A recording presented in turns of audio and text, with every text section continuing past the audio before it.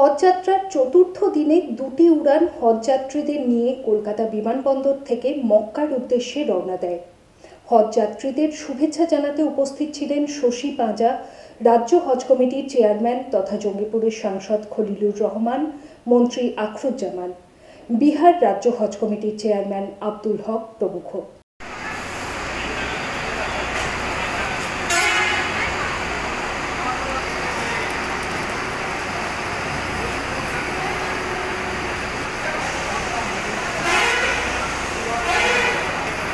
बताया जाता है यहाँ से ले जाना करना नहीं करना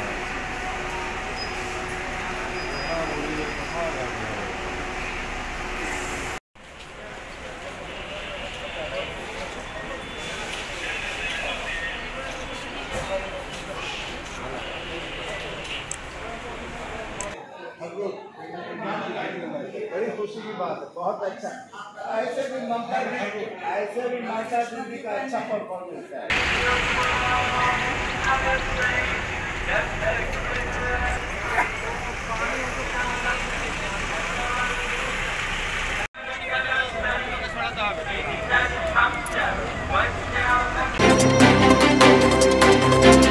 কখনো হালকা সাজে তাড়াতাড়ি, কখনো সেজে গুজে বিয়ে বাড়ি, কখনো বা ওয়েস্টার্ন আউটফিট, কখনো বা পাট ভাঙা শাড়ি।